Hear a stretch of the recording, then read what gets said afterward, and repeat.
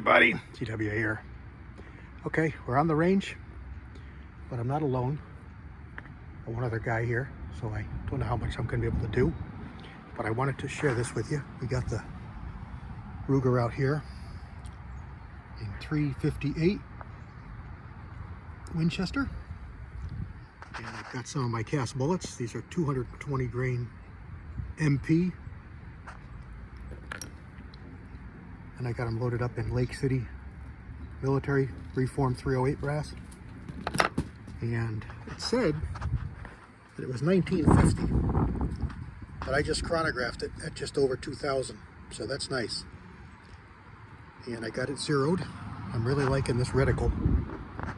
I got it zeroed, and I just shot about a 2-inch 100-yard group, which is perfectly fine for a cast bullet at 2,000 feet per second. I am thrilled. This is a pretty nice rifle. This is a place out of, damn it, I should remember the name and I don't. It's out of Pennsylvania. Grice. It's a Grice rifle. And they order a lot of Rugers and have them chambered for different calibers. And I missed out on a 6mm last year.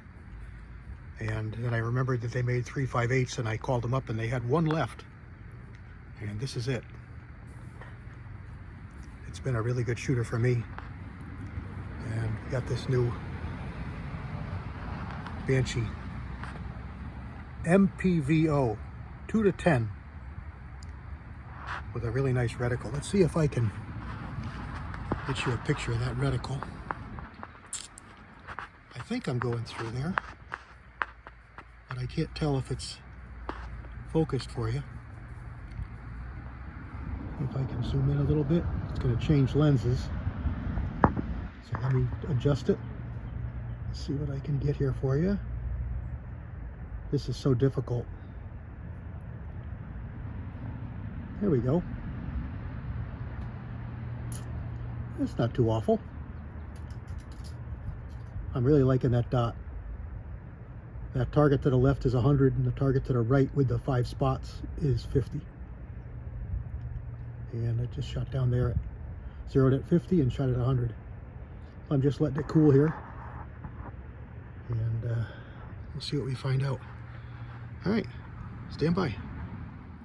All right, let's put 3 of my hunting load through here. That's a 225 grain Sierra boat tail with tack powder, and these are in Winchester cases.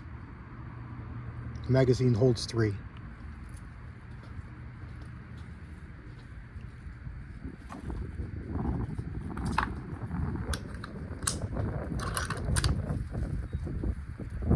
All the way up to 10 power. Oh.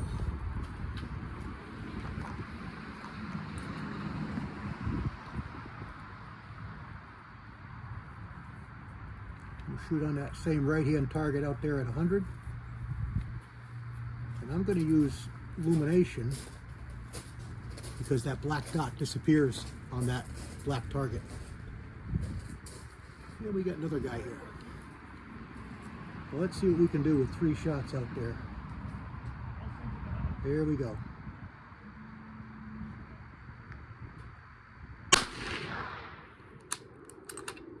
One.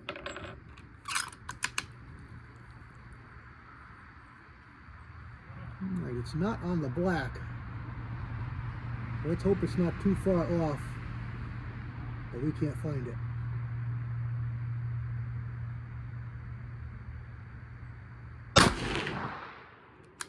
This is quite a bit faster than that. This ought to be going just shy of 25, and I'll run it through the chronograph here, and we'll see what we get.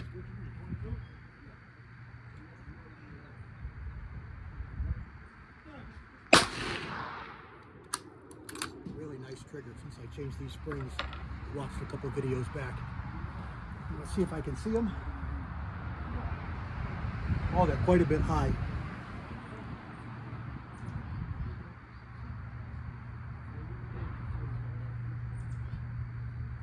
Yeah, I'm going to have to adjust this. They're about 6 inches high.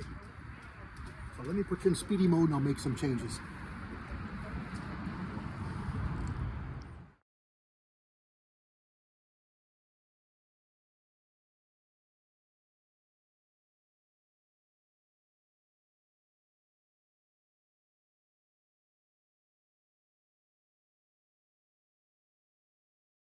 And that was 2385, so just shy of 2400. Like I said, there was our first, that's just one shot, so it's not an average, it's just one shot. So we're going to say 2400. And our first shot was the cast bullets, and just one shot again, just over 2000. So I'm happy with that. We'll delete this, and then we'll take a walk down there and see how the targets look. So here is our 5 shots with cast bullets at 100 yards. Not too shabby. Those are that's a 1/4 inch grid, and I think that's about a 2.5 inch, just shy of 3 inch circle. So, you know, it's not stellar accuracy, but it's perfectly fine hunting accuracy for that load for me. But when I got over here to 100 yards, when I got over here to the jacketed bullet, rather, we're always at 100 yards with this target. They're way up there high. Turn my video off because my fingers, it's cold. Only about 36, 37 degrees out here. There's 3 shots. So I pulled it down, shot 2, pulled it down, shot 2. I moved it over just a little bit, and then we called for a ceasefire. So that's what we got so far, and you know, I'm perfectly happy with that. If I'm shooting right here about 1 inch high with those, that's fine. So what we're going to do now is we're going to go back to these casts and see just where they shoot inside this reticle. So if I was, you know, what was that for? I set up a 6, so it's about 6 inches high. That should put me 6 inches low with these. So let's hope that reticle, I believe that they told me that reticle was 30 MOA. I'm pretty sure they said 30 MOA. So let me get these targets pasted up, and we'll go back and do a little more shooting. All right, we got it all sighted in, and it worked out really good with the reticle.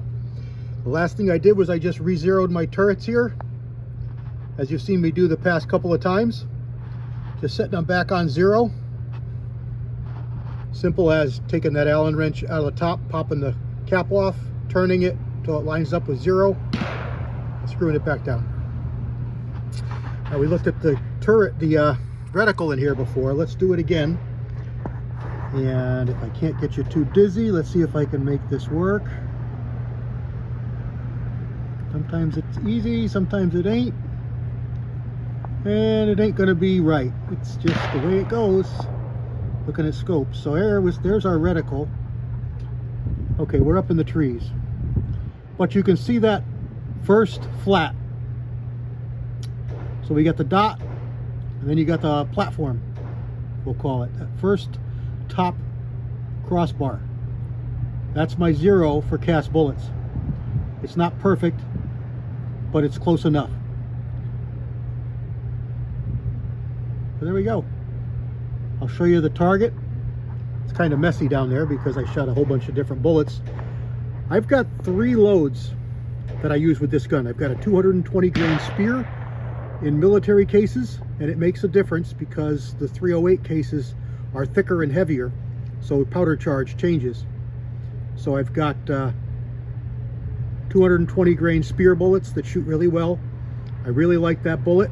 I've used them for years, and it's a great bullet. Too bad they discontinued it. I'm lucky to have a few boxes. So that's sighted, and it shoots the same point as the 225 Sierras with TAC. I don't remember the powder I have with, I want to say 748, but I'm not certain.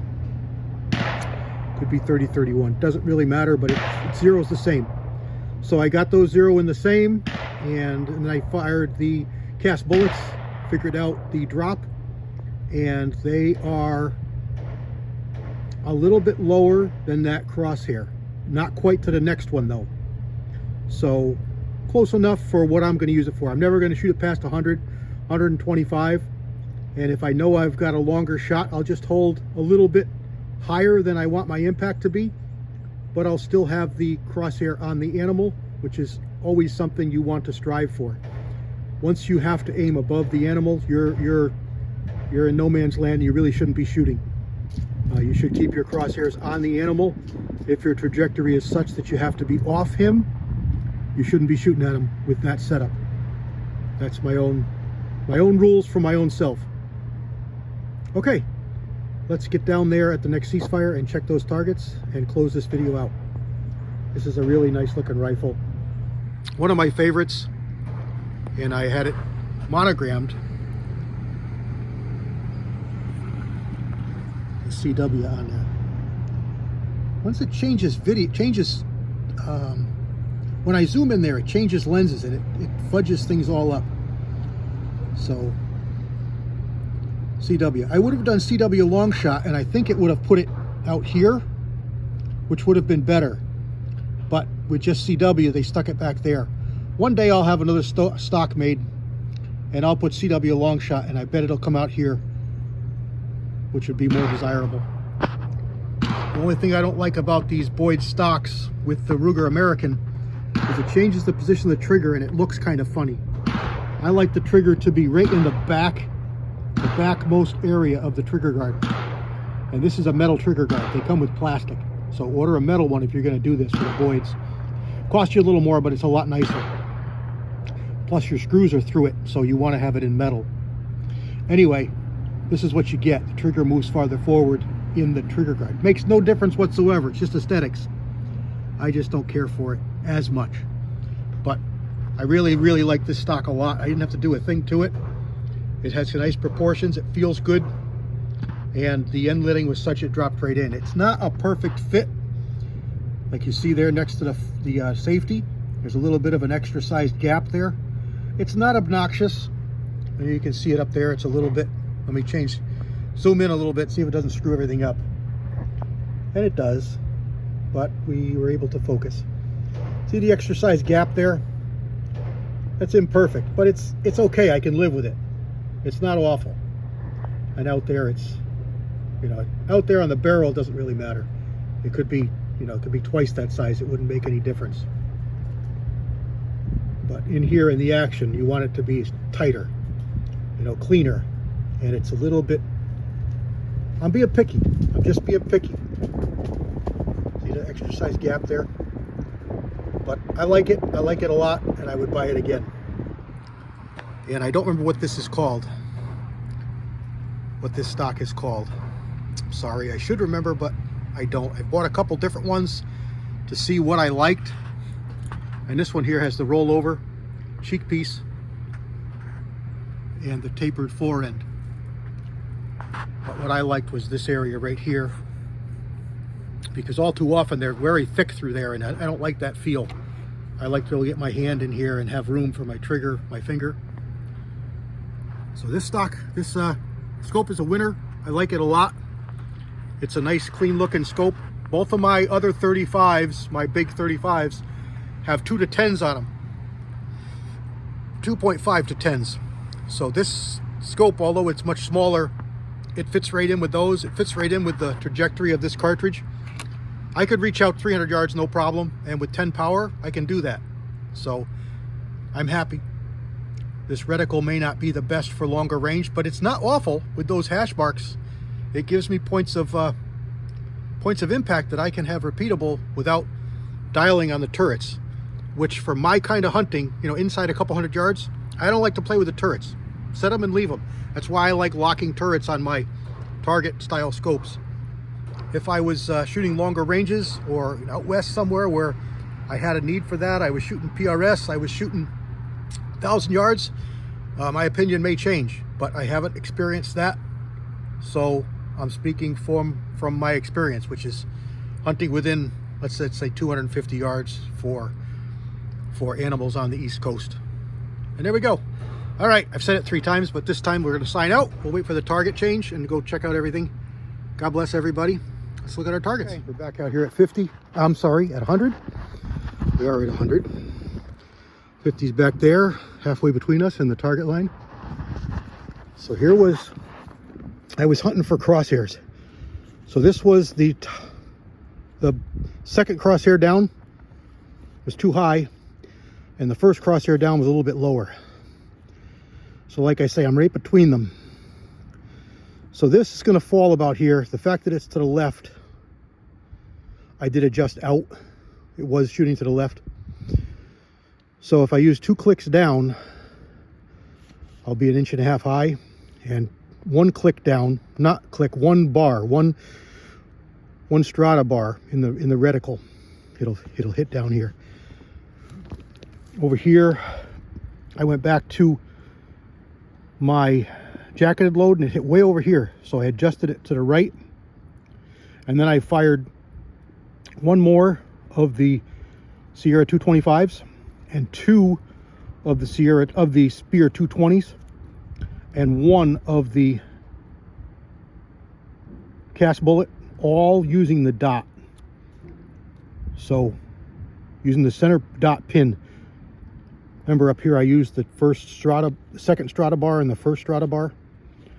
This one here is the dot that's in the middle. So that's how far down it's going to print below where I want it to be, using the dot at 100 yards. This would still have me in a deer as long as I was in the center of the lungs. Sorry, I'm watching at the target, not my video. So there's my impact point with the cast bullet. This would still have me in the deer if I was in the center of the lungs, but not desirably. I'll use the crossbar and it'll put me right in here, which is fine. 2 bars puts me up here, which is also fine.